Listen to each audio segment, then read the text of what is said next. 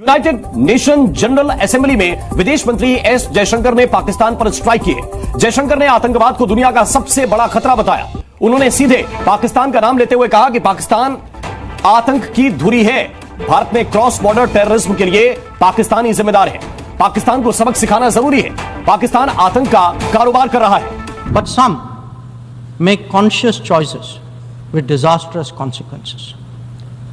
A premier example is our neighbor, Pakistan. Its GDP can only be measured in terms of radicalization and its exports in the form of terrorism. It can't blame the world.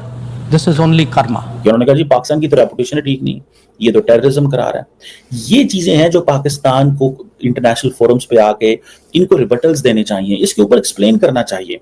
Pakistan के prime minister ने ये क्यों बात नहीं की कि हमारी कितनी जानें गई हैं या हमारी क्यों हमारे क्या क्या नुकसान है, इस पे तो उन्होंने कोई बात नहीं की। पास्ट में ऐसी सब चीजें हुई है ना, ये ऐसे ही है और ये हकीकत है और ये ऐसे ही रहेगा। इसको आप झुटला नहीं सकते, इन चीजों को आप नहीं झुटला सकते। सभ्य भाषा में बेइज्जती करने में तो जयशंकर साहब उस्ताद हैं। इसे क्या लताड़ना बोले या बेइज्जती करना, ये सबके ऊपर है। लेकिन जयशंकर साहब ने जो भाषा यूज की यूएन में पाकिस्तान के लिए, वो भाषा, उसे ऐसी भाषा कोई और नहीं यूज कर सकता था। सच बात तो ये है। अब वो कहते हैं जी पाकिस्तान तो दहशतगर्दी कराता है, क्रॉस बॉर्डर टेररिज्म कराता है, इसके ये कॉन्सिक्वेंसेज हुए हैं, खित्ते में ये हुआ है, खित्ते में वो हुआ है। उसने तो पकड़ के वो जिसे कहते हैं ना कि फिर अच्छा सुने उसने कहा जी 1971 का जेनोसाइड करा दिया और उसने कहा जी उसामा बिन लादेन भी वहां से निकले। ज्यादा फोकस था जो है वो गजा के ऊपर या कश्मीर के ऊपर, इंडिया के ऊपर आपने किया। जो इंटरनल इस वक्त चैलेंजेस है पाकिस्तान को और उनके जो रीजनल कनेक्शंस हैं उस पर तो बात ही नहीं की। अब देखें एक तरफ ये चीज है, अब वो कहते हैं जी पाकिस्तान तो दहशतगर्दी कराता है, क्रॉस बॉर्डर टेररिज्म कराता है, इसके ये कॉन्सिक्वेंसेज हुए हैं, खित्ते में ये हुआ है, खित्ते में वो हुआ है।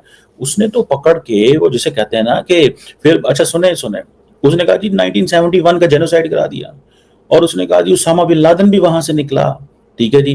फिर उन्होंने कहा जी कि अपनी माइनॉरिटी को, अच्छा ये सारी चीजों का Pakistan one by one respond कर सकता है। पाकिस्तान रिस्पॉन्ड कर सकता है। पाकिस्तान के पास यहाँ तो भविका से यंग डिप्लोमेट नहीं था। ठीक है, अगर कोई 2 महीने 1 महीना भविका से छोटा होता डिप्लोमेट तो पाकिस्तान को चाहिए था उसको लॉन्च कर देते और कहते थे तुम ही जवाब दे दे। अब क्योंकि इंडिया जो है वो जम्मू एंड कश्मीर इलेक्शंस करा रहे हैं और इलेक्शंस कितने सालों बाद करा रहे हैं और वो भी सुप्रीम कोर्ट के कहने पे करा रहे हैं। And now the return of democracy जिसको वो जम्मू एंड कश्मीर के अंदर कह रहे हैं, वो कह रहे हैं कि भाई जब भी इलेक्शंस होते हैं वहाँ दहशतगर्दी कराता है पाकिस्तान। सो ये कहना चाह रहे हैं कि हम वहाँ पे इलेक्शन इसलिए नहीं करा सके क्योंकि वहाँ दहशतगर्दी होती है। सो टेररिज्म। ठीक है, अब क्वेश्चन ये है कि पाकिस्तान का मौक़िफ़ ये है भैया कि दुनिया के इतने फॉरेन मिनिस्टर्स, प्राइम मिनिस्टर्स जो हैं वो मिले हैं पाकिस्तानी जो वजीर आजम को। ठीक है जी, तो उनको नहीं पता कि हम टेररिज्म करा रहे हैं। एक सवाल है ना, इंडिया को अकेले को पता है लेकिन पाकिस्तान इन चीज़ों को रिस्पॉन्ड नहीं किया। And then a country run by the military with a global reputation उनकी ये है कि वो दहशतगर्दी कराते हैं। ठीक है जी, और वो कहते हैं जी हमें लेक्चर देते हैं जो दुनिया की सबसे बड़ी डेमोक्रेसी है। अच्छा, इसमें बड़ी इंटरेस्टिंग बातें हो सकती हैं दैट डेमोक्रेसी के हवाले से वहाँ पे क्या हो रहा है, कैसे हो रहा है, क्या चल रहा है। But the question at the end of the day, जो मेरी असेसमेंट है या जो मैं समझता हूँ या जो मैंने रियलाइज़ किया है, पाकिस्तान की असल में अब फॉरेन ऑफिस को जाके देख लें, जो हमारा परमानेंट मिशन है यूएन के अंदर, उसको जाके देख लें। उन्होंने जनाब, अब देखिए ना क्या बंदा बातें करे, उन्होंने जो ट्वीट्स की हुई हैं, जो स्टेटमेंट्स दी हुई हैं, वो मतलब 2-2 घंटे 4-4 घंटे पहले की हैं। यूएन के अंदर जब आप लोग बैठे होते हैं, सारी की सारी डिजिटल डिप्लोमेसी है ना भाई। डिजिटल डिप्लोमेसी में you have to keep engaged with the audience, with the people immediately. You have to give versions, you have to speak, you have to tell them आप क्या कर रहे हैं, क्या नहीं कर रहे। समझ रहे हैं बात को? आपने ये सारी चीजें करनी होती हैं, आपने बहुत तेजी से चीजें एक्सप्लेन करनी होती हैं। साढ़ा ध्यान ही को नहीं है ना चीज़ा।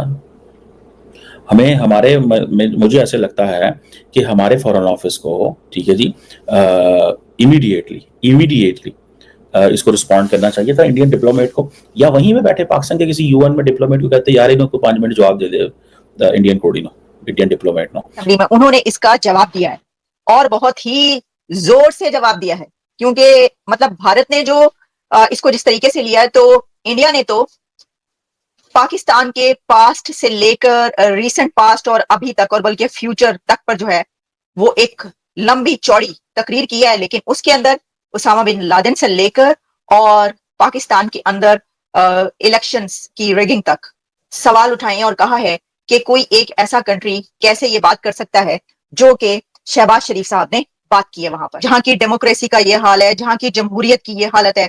वो सवाल उठा रहे हैं इंडिया की डेमोक्रेसी पे या इंडिया के ऊपर। तो जो मैंने आपको कहा कि इन्होंने जो बात की है वो जितने भी, यानी आप सारी कसर जो है ना वो उससे ज्यादा उठाकर बात कर देती, यानी जो देखे ना शहबाज शरीफ ने क्या बात की, उन्होंने तो सिर्फ क्या मतलब, जाहिर है उन्होंने भी अपनी तरफ से तो कहा ना, अच्छा शहबाज शरीफ ने तो मतलब ये कह दिया, मुक्का तक मार दिया। वो मुक्का नहीं मारते, इसमें फर्क क्या है, मैं आपको ना इसका जो डिफरेंस है वो बता रही हूँ। अब होता क्या है कि पाकिस्तान की तरफ से जब स्पीच होती है तो वो मुक्के शुक्के चलते हैं, हम ऐसी की तैसी कर देंगे, और लाइन ऑफ कंट्रोल जो है उसमें भी हम थोड़ा सा लुढ़क जाते हैं, थोड़ा सा वो हो जाते हैं, इधर उधर निकल जाते हैं, सही तरह नहीं कहा जाता। लेकिन हमारा मकसद ये होता है कि हम अपना दिखाएं कि हम कितने ताकतवर है, पाकिस्तान कितना ताकतवर है, ऐसी की तैसी कर देगा। अब देखिए ना, पीएम शहबाज की जो स्पीच थी, उन्होंने उनका जो सबसे बड़ा वो था वो यही था कि जी हम तो जो जवाब देंगे, पाकिस्तान इंडिया को जो जवाब देगा तो इंडिया अपनी नस्लों को याद रखेगा।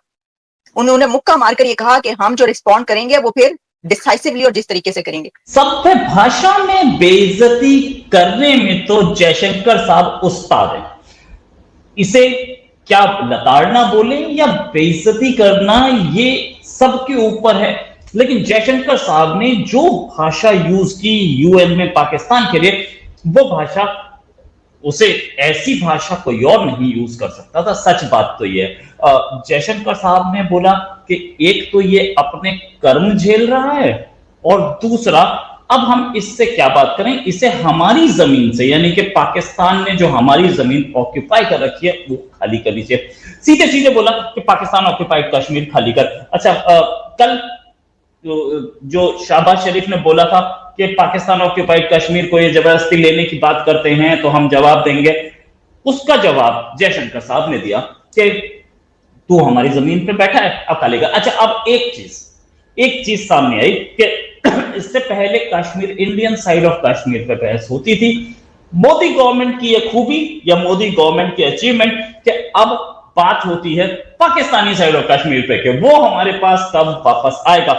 जयशंकर साहब ने क्या लताड़ा कि ये अपने कर्म झेल रहे हैं।